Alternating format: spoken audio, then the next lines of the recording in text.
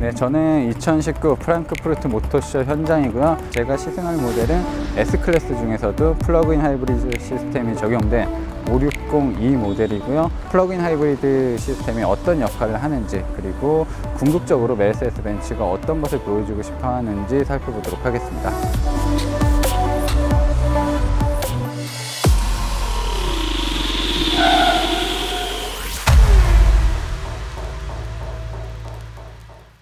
네, 메르세데스 벤츠는 하이브리드나 플러그 하이브리드를 그렇게 특별하게 꾸미진 않습니다.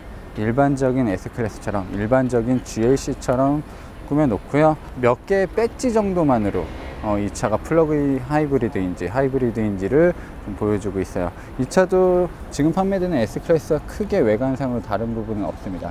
멀티빔 헤드램프가 적용이 되어 있고요. 세 줄로 이어진 주간 주행등이 있어요. 아래쪽으로 범퍼 디자인을 새롭게 하면서 조금 더 스포티한 느낌, 그리고 차가 바닥에 깔려있는 듯한 인상을 심어주고 있고요. 이런 부분들은 일반적인 S클래스에도 그대로 적용되고 있습니다. 네, 외관상으로 달라진 부분을 살펴보려면 이런 식으로 EQ 파워 배지가 붙은 부분들이 있겠고요. 우아한 디자인, 이런 모습은 확실히 타임리스란 단어를 쓰기 부담스럽지 않을 정도로 굉장히 고풍스럽기도 하고 벤츠가 말하는 단어처럼 엘레강스하기도 합니다. 굉장히 큰 차고요. 플래그십을 대표하는 벤츠뿐만 아니라 대형차, 고급차를 대표하는 세단이라고 볼 수 있습니다. 자, 엠블럼이 S560E라고 붙었죠. 가솔린 모델에는 이제 E라는 알파벳이 붙고요. 디젤 플러그인 하이브리드는 이제 D라는 알파벳이 더 추가가 됩니다. 번호판도 EQ로 맞췄네요. 대단하죠? 메르세데스 벤츠의 열정이 느껴지는 부분, 이게 얼마나 중요한 자동차인지를 보여주는 부분입니다. 그러면 이제는 간단하게 도심을 달리면서 이 차 갖고 있는 능력을 보도록 하죠.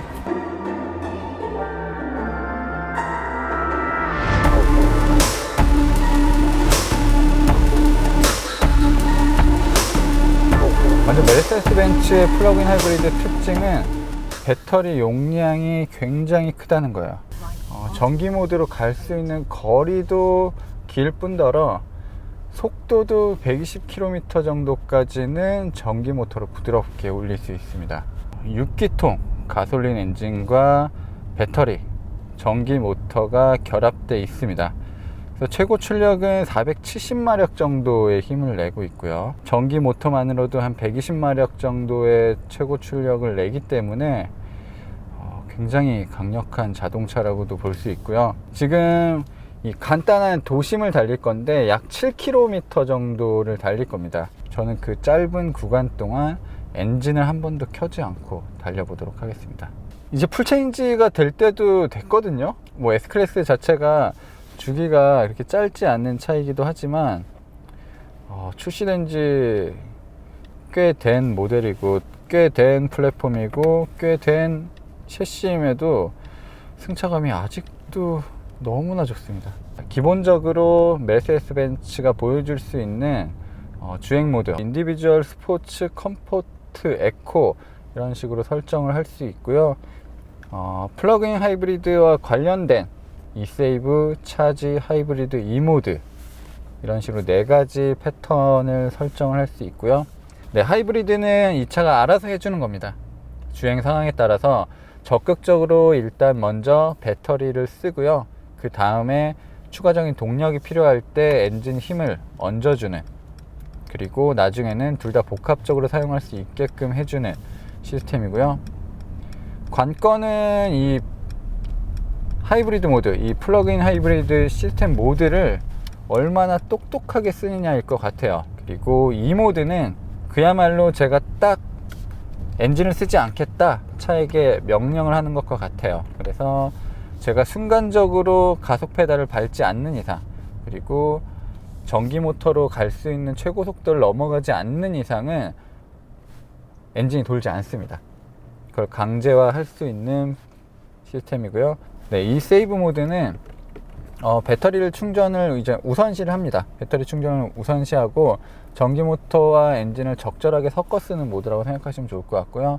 차지 모드는 이제 기본적으로 엔진을 돌게 합니다. 엔진을 돌게 해서 배터리를 채워주는 프로그램이에요. 저는 이 모드로 달려보겠습니다. 바로 엔진이 꺼졌죠.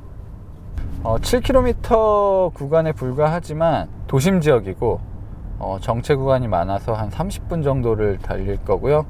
네, 이 모드에서는 마치 전기차처럼 달립니다.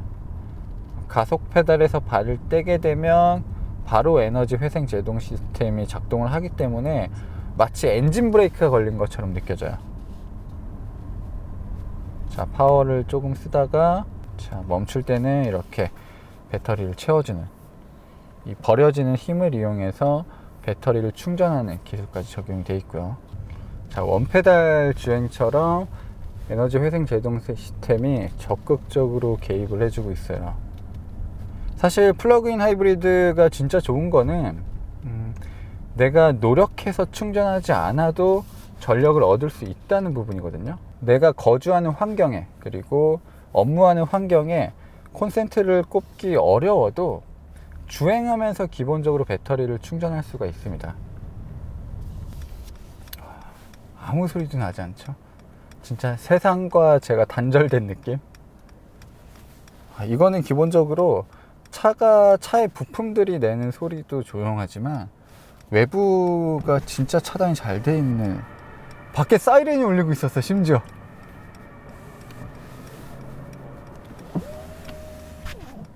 와, 지금도 사이렌이 울리고 있는데 닫으니까 아무 소리도 안 들려. 자동차 브랜드가 어느 정도의 사회적인 책임을 가지고 있다. 그리고 우리는 내연기관 자동차도 만들지만 이런 쪽으로 친환경적인 자동차를 개발하기 위해서 노력하고 있다. 단지 이런 친환경성만 강조되고 있는 건 아닙니다. 분명히 전기 모터의 도움으로 전체적인 성능이 높아졌어요. 이제는 배터리 기술이 굉장히 발전해서 더 작은 셀을 사용할 수도 있고, 전기 모터도 빠른 속도에서도 최대 토크가 줄어들지 않을 만큼 성능이 높아졌습니다. 그래서 궁극적으로는 효율만 추구하는 게 아니라 운전 재미까지는 아닐지라도 560이라는 이름에 걸맞는 성능까지 낼 수 있는 거죠. 470마력이나 되는 거예요. 전기 모터 덕분에 최대 토크는 거의 디젤차 이상으로 발휘가 됩니다. 이렇게 순간적으로 출발해도 엔진이 들어오지 않네요. 자, 배터리가 79% 정도 있고, 배터리는 실제 이 그림처럼 뒤쪽에 놓여져 있습니다. 그러니까 뒷차축 바로 위에 있다고 생각하시면 되고요. 적극적으로 배터리를 쓰면서 달리도록 하겠습니다. 지금 이 계기판 상으로는 배터리만으로 25km를 갈 수 있다고 나오거든요. 대략 이 S클래스 560E 같은 경우는 한 40km 정도를 배터리만으로 갈 수 있다고 해요. 유럽에서의 기준이고 한국에서는 아마 조금 더 다를 겁니다. 한국이 유독 이 플러그인 하이브리드 주행거리가 짧거든요. 유럽은 고속 구간이 별로 없고 테스트를 할 때 시내 위주로 하기 때문에 좀 더 수치가 높아요. 한국에서도 발표한 자료들을 살펴보면 서울 시민의 평균 출퇴근 거리는 한 10km 정도, 11km 정도 되기 때문에 이 차가 도심을 40km 정도를 달릴 수 있다고 하는 것은 한 이틀 정도는 기름을 쓰지 않고도 달릴 수 있다는 얘기겠죠. 그리고 전기 모터만으로도 시속 120km 정도의 속도를 낼 수 있기 때문에 우리나라 고속도로까지도 충분히 달릴 수 있는 자동차입니다. 초기의 플러그인 하이브리드 같은 경우도 전기 모드로만 갈 수 있었죠. 하지만 그때는 페달 감각을 굉장히 섬세하게 해야 됐었고, 힘이 조금이라도 부족하면 엔진이 바로바로 도와주는 그런 자동차였는데, 이제 플러그인 하이브리드는 진짜 내가 원하는 대로 쓸 수 있다는 거죠. 전기차의 용도로 쓰느냐, 그리고 파워풀하게 주행을 하면서 쓰느냐, 이런 것들도 다 설정을 할 수가 있습니다. 자, 플러그인 하이브리드라고 해서 S클래스가 특별하게 변하는 부분은 없습니다. S클래스가 갖고 있는 고유한 가치는 그대로 들어가 있어요. 거대한 디스플레이, 그리고 화려한 조명, 끝내주는 소재, 마감, 대형 세단을 대표하는 자동차잖아요. 신기한 거는 운전할 때는 이 차가 그렇게 크게 느껴지지 않아요. 굉장히 빠릿빠릿하고 반응도 좋습니다. 진짜 그동안 수많은 S클래스가 있었고 수십 년의 역사 동안 계속해서 발전해왔고 세대를 거듭했는데, 지금 타고 있는 이 S클래스는 그 와중에서도 걸작으로 뽑히는 자동차가 아닐까라는 생각이 들어요. 오, 나이트 비전. 멋있다. 사실 도심에서 이런 식으로 반자율 주행 시스템도 적극적으로 쓸 수 있거든요. 자, 다시 에코, 그리고 E 모드. 자, 운전자 보조 시스템까지 켜고요.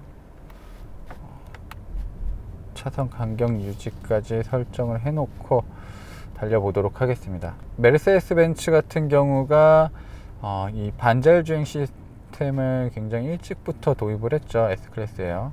자, 디스트로닉 플러스를 S클래스에 집어넣을 때 정말 획기적이었습니다.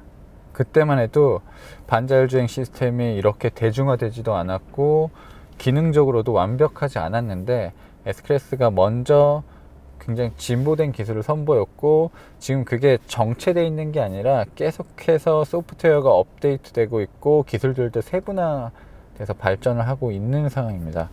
누군가 나를 덮치려 한다, 그런 순간이 오게 됐을 때 스스로 좀 충돌 피해를 최소화해주는 그런 시스템까지도 적용이 되어 있고요. 그러니까 운전자는 누구나 한눈을 팔 수 있는 거잖아요. 누구나 실수를 할 수 있고 간혹 한눈을 팔 수 있는데, 그럴 때 굉장히 효율적으로 안전하게 차를 만들어 주는 거죠. 이 앞차도 플러그인 하이브리드였구나. A클래스 해치백에도 플러그인 하이브리드가 적용이 됐네요. 와, 이제는 예전에 AMG 브랜드가 서브 브랜드로 확고하게 발표를 하고 거의 전 모델의 AMG를 확장을 했거든요. 굉장히 빠르게 늘려갔는데, EQ 브랜드를 발표하고 나서부터 출시되는 신차에는 전부 플러그인 하이브리드가 적용되고 있거든요. 이렇게 보면 결국에는 메르세데스 벤츠가 이 전동화에도 많은 노력을 하고 있고, AMG처럼 전 모델의 플러그인 하이브리드 그리고 하이브리드 시스템이 적용이 될 것 같습니다. 마치 전기차처럼 도시를 달릴 수 있는 자동차이기 때문에 저는 개인적으로 적극 추천을 해드립니다.